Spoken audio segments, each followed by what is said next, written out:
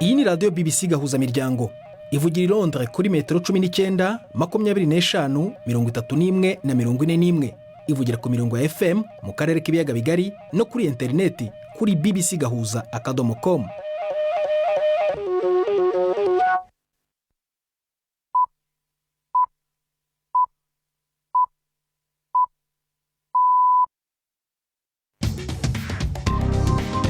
Ubu ni saa 10 n'igice ku isaha mpuzamahanga ya GMT, ni saa 12 n'igice ku masaha yo mu Rwanda no mu Burundi. Muri studio muri kumwe na Prudence Ngiyumva. Wiriwe hoteza amatwi BBC Gahuza miryango aho uri hose ku isi, ikaze kuri radio, kuri Facebook live mu buryo bw'amashusho, ku rubuga rwacu rwa bbcgahuza.com no ku mirongo migufi ya shortwave. Turi ingingo z'ingenzi amakuru turambura mu kanya kuri wa gatanu tariki ya 9 z'ukwa karindwi 2021, tariki ya 9 z'ukwezi kwa karindwi 2011, tariki ya 9 z'ukwa karindwi 2021. Imyaka 10 irashize umunsi ku munsi Sudani y'Epfo izamuye ibendera ry'igihugu kigenga ku munwa w'imbunda, ariko igihugu kiracyugarijwe n'uruhuri rw'ibibazo birimo n'impunzi nyinshi zugarije mu bindi bihugu. Turajya mu nkambi ya Kakuma muri Kenya kumva uko abahahungiye bawuzihije uyu munsi. U Rwanda rwatangiye kugaba abasirikari 1000 mu majyaruguru ya Mozambique bazajya mu bikorwa by'urugamba no gufasha kuvugurura urwego rw'umutekano wa Mozambique. Aho mu Rwanda kandi Minisitiri w'Ubuzima yemeje ko ubwoko bushya bwa coronavirusi yandura kubi bwiswe Delta bwageze mu gihugu. Hakorwa iki mu maguru mashya? Nugukingira nta kindi kintu dufite biraza kubwira abantu ngo bakabe bavuga udupfukamunwa, ariko nugukingira no kugira ngo babone ingingo zihagije.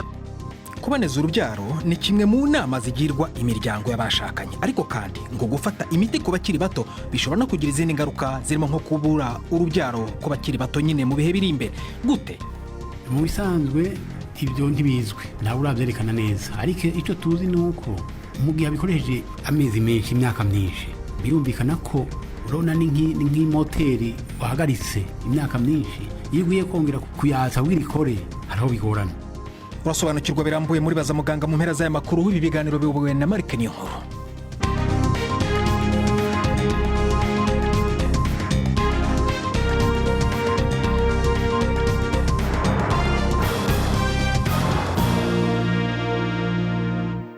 Ibi byose n'ibindi bikubiye muri aya makuru ni mu kanya nyuma ko Florentine Kwizera abanza akabagezaho indi ncamake y'amakuru y'ingenzi avugwa ku isi, arabagezaho ari mu rugo mu rwego rwo kwirinda kuba mu biro turi benshi kubera COVID-19. Florentine. Urakoze Prida. Amakuru yo hirya no hino ku isi tuyahere muri Afghanistan, aho abategetsi bo muri ico gihugu bavuga yuko abagwanyi b'abataliban bafashe icambu gikuru ku rubibe ico gihugu gihana na Iran. Ibi bikorwa bikabonwa nk'ikibazo gikomeye kuri leta ya Afghanistan. Umwe mu batoza amakori ku cambu yavuze yuko ibikorwa byose kuri ico cambu ca Islam Kala byahagaze. Abataliban bakomeje kwigarurira uturere dutandukanye kuva aho ingabo z'abanyamahanga zitanguriye kuva muri ico gihugu mu kwezi kwa gatanu. Ibindi kuri iyi nkuru ya Ambarasan Etirajan mu byumva mu ijwi rya Jean-Claude Mwambutsa. Islam Kala ni agace gakomeye k'ubucuruzi gasa n'irembo ryerekeza muri Iran. Imibare y'ibigereranyo yerekana ko aka gace kinjiriza leta ya Afghanistan imisoro igera kuri miliyoni 20 z'amadolari y'Amerika buri kwezi. Abatalibani bavuze ko banafashe undi mujyi uri ku mupaka uri hafi ya Turkmenistan. Ntacyo leta ya Afghanistan yari yavuga kuri ibi bitangazwa n'abatalibani. Islam Kala ni akandi gace k'umupaka gafashwe n'abatalibani nyuma yaho ingabo za leta zitangiriye ibikorwa byo kwigarurira ibice byahozemo ingabo mpuzamahanga zirangajwe imbere n'iza leta zunze ubumwe za Amerika nyuma y'uko zitangiye gutahuka. Mu kwezi gushize abatalibani bari bigaruriye umupaka ukomeye igihugu gisangiye na Tajikistan nyuma y'imirwano ikomeye. Aho ni mu gihe ishami ry'ishirahamwe mpuzamakungu ONU rijejwe amagara y'abantu ku isi OMS rimenyesha yuko ritewe umutima uhagaze nuko ibintu byifashe muri Afghanistan, aho abakozi bajejwe amagara y'abantu bibagora gushikiriza ibyangombwa ababikeneye. Umwe mu bategetsi ba OMS Rick Brennan yavuze yuko ibikorwa by'iterambere byo gufasha abagwaye byagabwe kw'ibitero, bamwe mu bakozi bagahunga kubera umutekano muke. Miliyoni z'Abanya-Afghanistan bakeneye imfashanyo yihuta harimwo abana bagera ku miliyoni 3 babangamiwe n'ingwara zifatira ku gufungura nabi. Bwana Brennan avuga yuko yizeye yuko abataliban bazoshitsa ivyo bemeye kugira ngo imfashanyo zishobore gushikira abazigenewe. Mu minsi iri imbere hitezwe incanco n'ibindi bikoreshwa bya nkenegwa byo kwa muganga. Abantu batari munsi ya 52 bapfiriye mu nyubakwa y'ihinguriro ry'ibifungurwa Idaka ku mugwa mukuru wa Bangladesh igihe yafatwa n'umuriro. Umwe mu bajejwe gutabara abatewe n'umuriro yabwiye BBC yuko ibitigiri by'abahasize ubuzima bishobora kuba birenga kubera hari abataramenyekana irengero. Uwo muriro wadutse nijoro mu ijoro ryakeye igihe abakozi bari imbere mu nyubakwa. Icawuteye ntikiramenyekana. Abajejwe kuzimya baharugwa mu mirongo baraye baranigana nawo. Ababibonye bakavuga yuko abakozi benshi basimvye baca mu madirisha mu bice byo hejuru muri iyo nyubakwa y'amagorofa agera kuri 6. Imumva ni BBC Gahuza miryango. Korea ya ruguru yanse kwakira incanco za AstraZeneca zatanzwe nk'ingabirano kubera impungenge ku ngaruka z'ugo rucanco rushobora kuba rufise. Ivyo bikavugwa n'ikigo ca Korea y'Epfo kijejwe kwegeranya ivyiyumviro. Inkuru ya Celia Hatton mwishikizwa na Ari Yusufu Mugenzi. Kugeza ubu ntabwo Korea ya ruguru iremeza ko ifite habe n'umuntu umwe wanduye COVID-19. Icyo kibazo abahanga bakibazaho cyane. Mu cyumweru gishize umuyobozi w'icyo gihugu Kim Jong-un yahaniye abakozi benshi ba leta abaziza kuvuga ku kibazo cyari kijyanye na COVID. Biragaragara ko kugeza ubu Korea ya ruguru itagaragaza gushishikarira inkingo. Ikigo cya leta gishinzwe ingamba z'umutekano mu mujyi wa Seoul gifitanye isano n'ikigo cy'ubutasi cya Korea y'Epfo kiravuga ko Korea ya ruguru yanze impano y'urukingo rwa AstraZeneca kubera ubwoba bw'ingaruka zarwo. Ubwo yari maze no kwanga inkingo zo mu Bushinwa kubera impungenge z'uko zidafite imbaraga. Amakuru avuga ko ubuyobozi bw'icyo gihugu bushaka inkingo zo mu Burusiya. Umuryango ushinzwe gutanga inkingo za corona ku isi COVAX mu kwezi kwa kabiri watanze inkingo zigera kuri miliyoni 2 kuri Korea ya ruguru, ariko zakererewe kugerayo kubera ibiganiro byamaze igihe kirekire. U Rwanda rwatanguye kurungika ingabo zigera ku gihumbi mu buraruko bwa Mozambique gufasha ico gihugu kugwanya umugwi witwaza idini rya Islam. Ubutegetsi bwa Kigali bumenyesha yuko izo ngabo zizogira uruhara mu gikorwa cyo kugwana intambara ndetse zinafashe kunagura igisata c'umutekano. Mu kwezi guheze ishirahamwe ry'ubutunzi ry'ibihugu vya Afrika y'ubumanuko SADC yari ryemeye kurungika ingabo muri Mozambique, ariko Perezida Philippe Nyusi yasa n'uwanana kwikora ku gacumu k'ubumwe k'ingabo z'amahanga, agashaka kwikora ku bigo vyigenga mu kugarura umutekano w'igihugu. Abantu barenga ibihumbi 3 baramaze kwicwa, abandi ibihumbi amajana agera kundwi barata ingo zabo mu kiringo c'imyaka 4. Izo ntambara z'umugwi witwaza idini rya Islam zimaze muri Mozambique. Ndangirize muri Nigeria igipolisi mu buraruko bushira uburengero bw'ico gihugu kimenyesha yuko abantu bitwaje inkoho bisha abanyagihugu batari munsi ya 35 mu rukurikirane rw'ibitero. Abantu bitwaje ibigwanisho bikomakomeye bakaba bindiye n'imodokari mu bigwati bitari munsi ya 5 bamijagira amasasu mu banyagihugu. Ababibonye bavuga yuko abo bene kwica bahamaze amasaha menshi atabajeje umutekano baraza gutabara.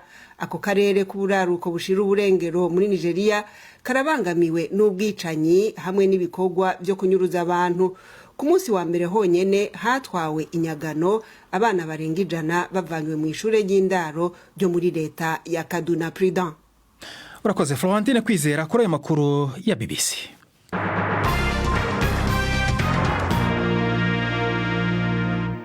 Ikaze ku makuru arambuye duhere muri Afurika y'Epfo, aho urukiko rukuru muri icyo gihugu rwanze ikirego cya Jacob Zuma wigeze kuba perezida w'iki gihugu cyo kugerageza gutinza itabwa muri yombi rye. Zuma yari yagiye mu rukiko rukuru rwa Pietermaritzburg umunsi umwe mbere y'uko itariki ntarengwa yatanzwe n'urukiko ruburanisha imanza zishingiye ku itegeko nshinga yahaye polisi kugira ngo ibe yamutaye muri yombi atangire igihano cy'amezi 15 muri gereza irangira. Yakatiwe ahamijwe icyaha cy'agasuzuguro ku rukiko. Inkuru ya Nomusamaseko uri Johannesburg murayumva mu ijwi rya Ivete Kabatese. Jacob Zuma wahoze ari umukuru w'igihugu cya Afrika y'Epfo yatangiye igihano cy'igifungo cy'amezi 15 kuwa gatatu.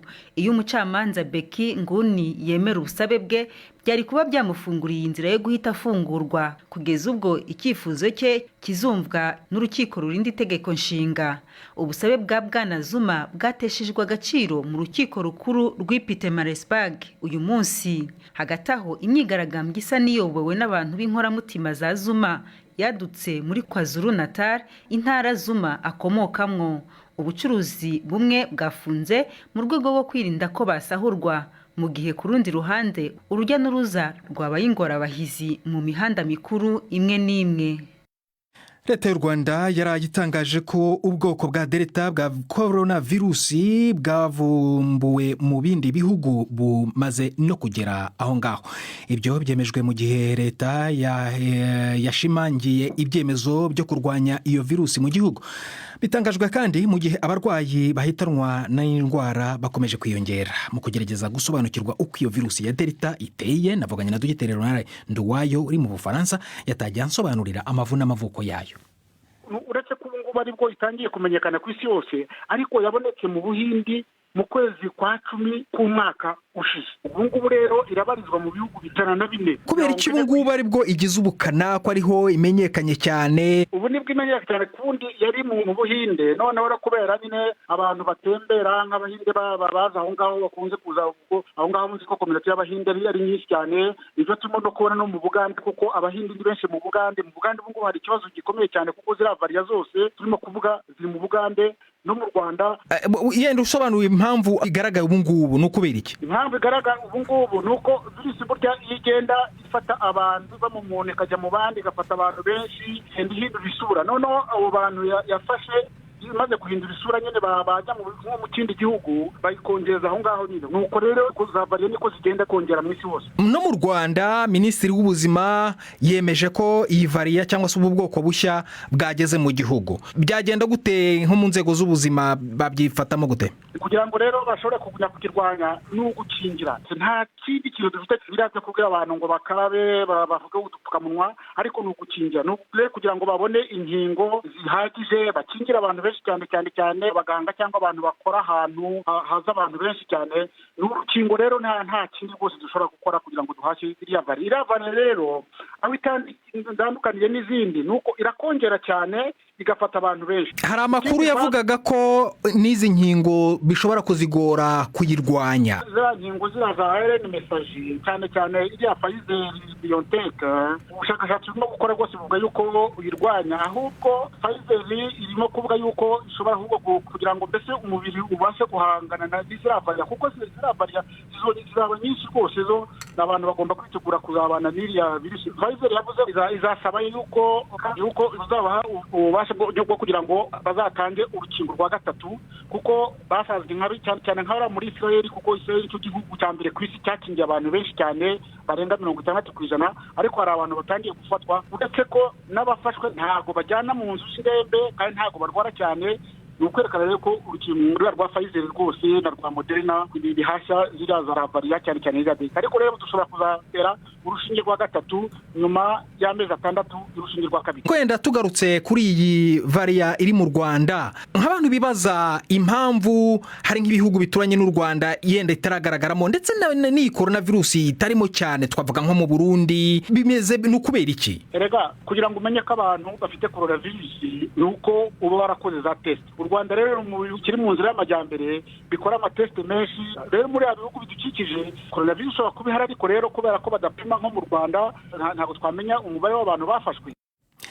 uwo ni dogiteri Leonard Nduwayo ukorera mu Bufaransa. Tukiri ku makuru yerekeye u Rwanda, rwanatangaje kandi ko rwatangiye kugaba abasirikari 1000 mu majyaruguru ya Mozambique mu gufasha kurwanya ibitero bya kiyisilamu. Guverinoma y'u Rwanda ivuga ko abasirikare bayo bazajya mu bikorwa by'urugamba no gufasha kuvugurura urwego rw'umutekano rwa Mozambique. Mu kwezi gushize, umuryango w'ibihugu by'amajyepfo ya Afurika bigamije iterambere SADC mu mpine wemeranyije kohereza ingabo muri Mozambique. Perezida Philippe Nyusi ariko yabanje gutseta ibirenge mu gusaba ubufasha bw'amahanga, ahitamo kwisunga ibigo byigenga bishinzwe umutekano mu gihugu. Abantu bagera ku 300 barishwe, abandi barenga 700 mu ntambara izwi nka jihadi imaze imyaka 4 bakuwe mu byabo. Inkuru ya Jean Claude Mwambutse uri Kigali. Nk'uko bigaragara mu itangazo rigufi, leta y'u Rwanda iremeza ko yatangiye igikorwa cyo kohereza abasirikare n'abapolisi bagera ku 1000 mu gihugu cya Mozambique. Itangazo rivuga ko uyu mutwe uzoherezwa mu gace ka Cabo Delgado kamaze iminsi kavugwamo umutekano muke nyuma yo kugabwaho ibitero by'abavuzwe ko ari abo mu mutwe wa Islamic State. Aha muri Cabo Delgado, abasirikare n'abapolisi b'u Rwanda ngo bazajya mu bikorwa by'imirwano n'ibyo kubungabunga umutekano bigamije kugarura amahoro muri aka gace kibasiwe n'ibikorwa byagereranijwe n'iterabwoba. Iri tangazo rivuga kandi ko ingabo z'u Rwanda zizahurira muri aka gace n'iz'umuryango w'ibihugu bya Afurika y'Amajyepfo ariwo SADC. Leta y'u Rwanda iravuga ko izi ngabo zoherejwe muri Mozambique hashingiwe ku masezerano yashyizweho umukono hagati y'ibihugu byombi mu mwaka wa 2018. Gusa ntacyo itangazo rya leta y'u Rwanda rivuga ku bwoko bw'aya masezerano yasinywe. Mu buryo busa n'ubwatunguranye, mukuru wa Mozambique Philippe Nyusi yaraherutse kugira uruzinduko mu Rwanda, gusa nta cyatangajwe ku mpamvu zagenzaga uyu mukuru wa Mozambique. Iyoherezwa ry'izi ngabo risa n'irije ritunguranye, dore ko nta mubano ukomeye wari usanzwe uzwi hagati y'u Rwanda na Mozambique. Mozambique ibaye igihugu cya kabiri nyuma ya Centrafrica u Rwanda rwoherejemo abasirikare hashingiwe ku bwumvikane bw'ibihugu byombi. Jean Claude Mwambutsa, BBC Gahuza Miryango, i Kigali. Urakoze Jean Claude Mwambutsa. Iyo nkuru yabitugejeje ku isaa 1:14 mu Rwanda no mu Burundi, saa 11:46 hano i London mu Bwongereza. Iyi ni BBC Gahuza Miryango, urumva no kuri Kiss FM muri Uganda cyangwa se kuri bbcgahuza.com. Ijuba ni saa 12:46. BBC Gahuza Miryango Igoma ni kuri FM 93.8. Uyu munsi Sudani y'Epfo yizihije imyaka 10 kubizamuye ibendera nk'igihugu kigenga. Ku itariki nk'iyi yo mu mwaka wa 2020 yo mu mwaka wa 2011, ibyishimo byari byose mu miji ya Juba, Malaka, Mau ndetse n'ahandi. Ubwigenge bwagezweho nyuma y'imirwano muri Sudani, ariko ibirori byo kwizihiza uwo munsi ukomeye mu mateka y'icyo gihugu wabaye bucece kubera ikibazo cya COVID-19 n'ikindi kibazo cy'ubukungu bwifashe nabi.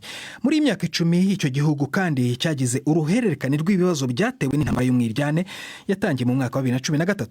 Ibyo bibazo na n'ubu ntibirakemuka, nubwo perezida Salva Kiir n'uwo bahanganye muri politiki akaba na vice perezida we Riek Machar bari muri leta yitwa ngo ni y'ubumwe bw'igihugu. Intambara yisubiranamo yiyongereye kandi ku kibazo cy'ubujura bw'inka, ubutaka n'isubiranamo rishingiye ku moko.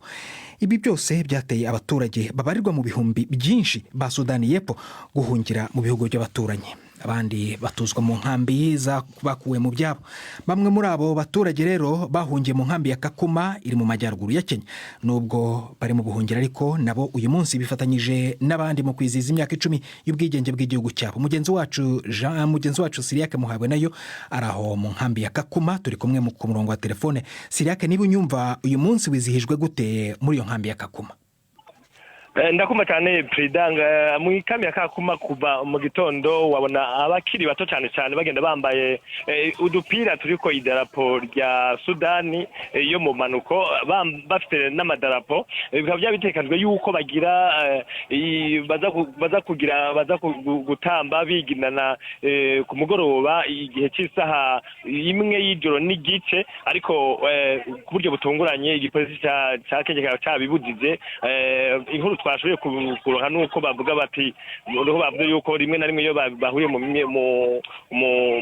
minsi mikuru nk'iyo hari igihe bashamirana bivuze yuko nyuma yo kwikukira hariho intambara yahuje ubwoko cyane cyane abadinka n'abanuweli igipolisi cyahagaritse iyo minsi mikuru ariko nk'aho ndi n'ubu haracari abacicaye bariko barariginana basangira ariko nta ibintu by'indirimbo n'imiziki byahagaritswe abo batambanaga amadarapo kuba tumva igifaransa amadarapo ni amabendera none Siriya nibyo koko imyaka 10 irashize Sudani y'Amajyepfo ibonye ubwigenge cyangwa yikukiye ariko kandi iracyafite impunzi nyinshi hirya no hino aho uri mu mpunzi nyine mu nkambi yazo abo mwavuganye bavuga iki kuba iyo myaka yose ishize bakiri mu buhungiro reka maze niba usabye twumviza yuko nyene impunzi zikiri nyinshi ko ngaha mu ikambi ya Kakuma ni ikambi nini cyane gose yiganjemo mbere abo banyesudani y'Epfo ko barenga ibihumbi jana mu mpunzi zindi usanga ari ibihumbi 10 binga ariko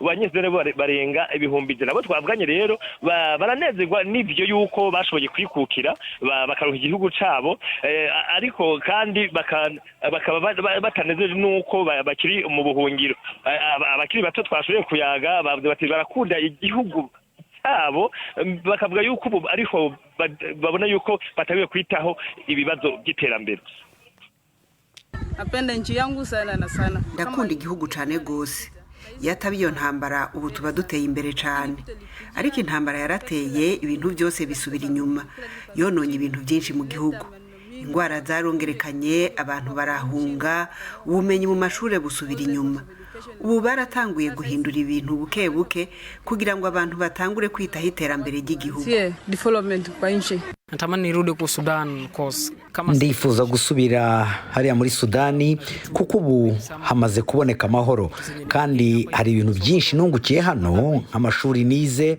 kubwanjye rero ndifuza gukoresha ibyo naboneye hano nkajya gufasha abantu bari muri Sudani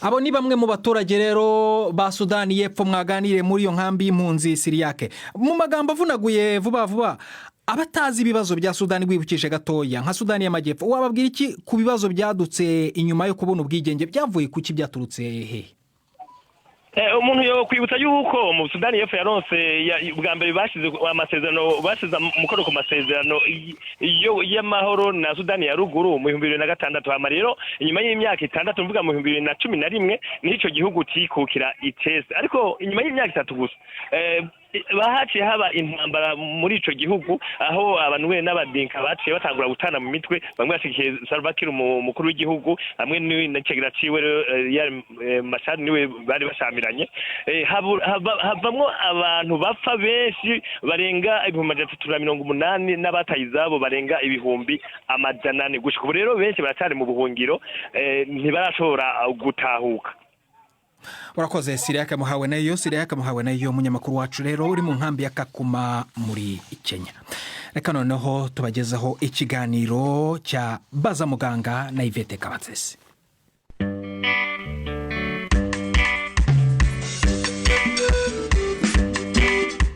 Mwiriweho neza uyu mugoroba turabagezaho igice cya kabiri ku ngaruka z'imiti yo kuboneza urubyaro Augustin Pawan watwandikiye ngo aribaza niba n'ibibyimba byo mu nda bitaba biri muri izi ngaruka turacyari kumwe na muganga Gaspard ntaho nkiriye mu ivuriro baho yego nkuko nyene twavuze ko ishobora no gutuma kanseri yigaragaza vuba n'ibibyimba hariho ibinini cyane kubera mu bigize biriya binini harimo umusemburo ushobora gutuma ibibyimba naho byo bitatuma biza ariko basi igashaka gutuma byari bitoya bikaba binini mu gihe ari gakoresha ibyo binini ibisa n'ibigaburira ikabyibuha cyane wasanga no twari dutoya twabyibushe no tutari tuzwi turigaragaje kandi mu isanzwe ata ngaruka byateye uwo muntu hari n'abavuga ko kenshi iyo umukobwa afashe imiti yo kuboneza urubyaro akiri mutoya ko hari igihe bimugora kuzabona urubyaro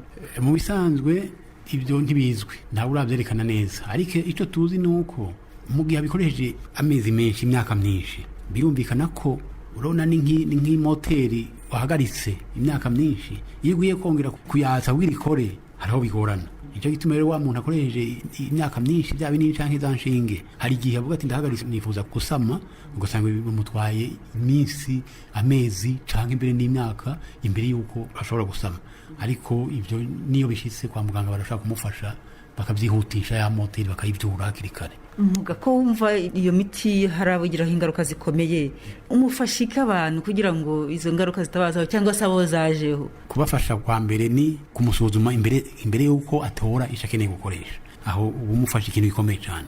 Ishaka biri umufasha no uti mu gihe uri kurabikoresha urakeneye kubona na muganga kugira bakurikirane babone uko wari umeze imbere y'uko biguha niko kimeze n'ubu cyangwa hari byahindutse kubera wewe nyene wahindutse cyangwa kubera wahinduwe niyo miti uri kurakoresha. Hanyuma habigize ingorane ziza ari nk'ingwara nazo zikavugwa kenshi ari naho tunahindura uburyo twamuhaye bwa mbere kubera twabonye bitanze ingorane zitameze neza tukabihindura. Hari n'ibindi tudashoboye kuvuga no munsi ariko bifasha kuringaniza imbyaro kandi bitaza n'izo ngorane navyo turashobora kwimusobanurira agashobora guhitamo icyo yifuza. Wenda mwaye bitusobanurira mu magambo make ibyo bitagira ingaruka nyinshi cyane nk'ibyo turangije kuvuga. Urumva biba wari we wese aravuga ati abana nifuza kubyara narabakwije cyangwa ati sinifuza kubyara cyari imyaka myinshi gutyo. Urumva biva ko wari we wese ariko hariho nk'uburyo butagiramo imisemburo kagapira bashira muri nyababyeyi kajya nta misemburo birimo. Hanyuma hakaba n'ubundi buryo nkari nko ababyeyi bavuga ati twe abana twifuza kubyara twarababyaye muri icyo gihe dushobora gukoresha gufunga za trompe cyangwa tugapfunga kanale y'umugabo nabyo birashoboka kandi ibyo byombi nta ngaruka n'imwe bigira kubera ni gukata kandi atacoka maze nta mukamaro kandi kagira atari ko gatuma umuntu asama nta kindi kagenewe gukora atari ibyo. Hari n'akandi kantu nibutse hari ibyo bita ngo pirire dirandme twa tunini natwo tugira ingaruka nk'izi ngizi.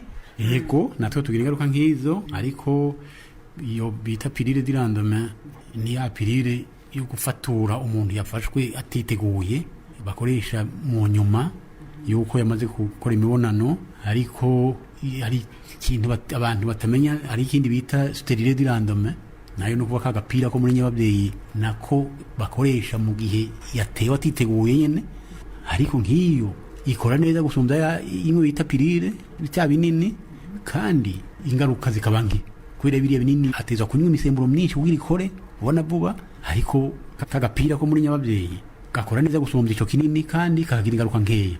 Benshi ntibaramenya ko kabaho ariko karafasha nako kandi ukiri umuganga aragusobanurira hanyuma bikenewe kagakoresha. Ngira ngo ni imwe mu nama mwagira wenda nk'abakoresha ubu buryo bwo kuboneza urubyaro muga. Iyo ni inama ikomeye kandi benshi batamenya ariko ishobora gufasha ariko urumva kenshi ibintu biba bikenewe nuko umuntu afata ibintu yabiteguye kakiri kare ntakenere kurinda kuza muri ibyo by'ibihutihuti bya piridirandome cyangwa sterile dirandome. Muri icyo gihe naho no kwegera abaganga bakamufasha guhitamo icyo yokoresha hanyuma n'icyo yahisemo bakamukurikirana agikoresha kugira ngo ntihagire ingaruka zibe nkeya hanyuma nizabaho naho bazivure hakiri kare. Muganga Gaspari Ntahonkiriye watubwiraga ku miti yo kuboneza urubyaro turamushimiye. Twibutse ko dukomeza kwakira ibibazo i Kigali ni kwasa nuko amabaruwa 2790 email ni bazamuganga@gmail.com. Muramukeho. Urakoze Yvette reka noneho mbere gusoza amakuru mbararikira imvura imvano y'ejo izibanda ku butegetsi bwa Perezida Evariste Ndayishimiye wuzuje umwaka ari ku butegetsi. Abatumire bacu barimo Wirinyamitwe wo mu biro by'umukuru w'igihugu barimo Terence Manirambona ndetse na Faustin Ndikumana. Umva umusogongero w'imvano imvano ku mpaka zabo.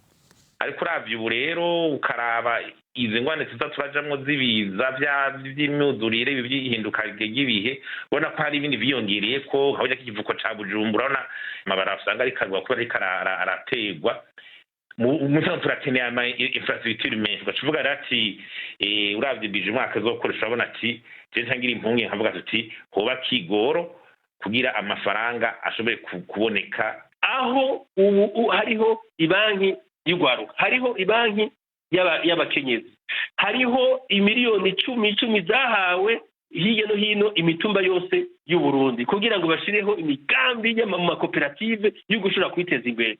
Ubukene bwa mbere buri mu mutwe ubukene bwa mbere buba mu kwiyumvira yuko udashobora gushikaho wifuza gushika ubanza kwitunganya ukagira uti je nifuza gushika aha hanyuma uburyo ukaburondera none ku gushika ubu ko ata mukozi wa leta adahembwa ko bose bahembwa gushika ubu ko Burundi bwibeshejeho ubu imiti ikaboneka igitoro kikaboneka yama yegereye twakunda kubona kera ubu nta gihari bisigura yuko Uburundi bugeze ku yindi ntambwe agomba mu nkundire mbere ku civugo numvise binyamitwe yasubiyemo kandi ngo turi hamwe twese birashoboka kumva n'ibindi vyivugo bitandukanye hama kandi nabibutse yuko ico civugo ubwaco ni ciza ariko kandi nk'uko nafute numvise bigarutse ko hari ibintu bimwe bikenerwa ko biboneka mu ngiro iyo bitabaye mu ngiro biguma ari ivyivugo gusa ugasanga ntizashitseko anagoma range nk'akarorero kimwe bita urugero mu Burundi turazi ico bita umuvyeyi tutagiye mu bintu byabereye cyane umuvyeyi afata abana biwe gute